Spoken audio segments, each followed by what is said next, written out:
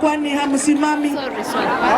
Kama nyinyi ni wa kukaa, basi mkae tu. Tumewaletea zawadi na mali yenu iko hapa, na Donya ni mama ambaye anajua kugawa, kwa hivyo atagawa taratibu. Wezesha mama, wezesha mama, inua jamii.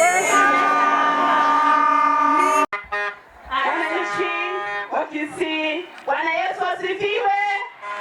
Bwana Yesu asifiwe tena. Mmesikia vile mnafanya wazee wenu? Wamama mko gangari. Arudi na mtu ambaye anaendelesha maneno. Mimi naitwa Miriam Kitany. Mimi kutoka huko mahali naitwa Aldai. Aldai iko Nandi County. Mimi ni kama mama. So mune. Munashika hiyo network. Sika mama ni kwenu. Si ndio? Na unajua mimi bado sina bwana.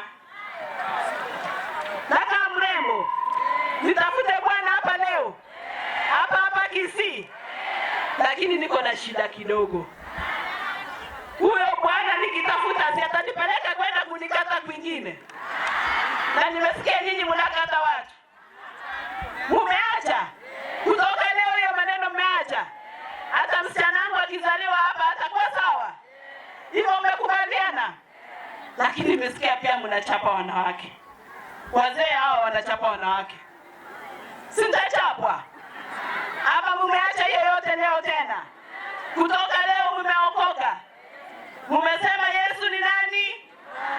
Wazee ndio hawajaongea, ni mama wanaongea. Wazee mnasema nini? Yesu ni Bwana.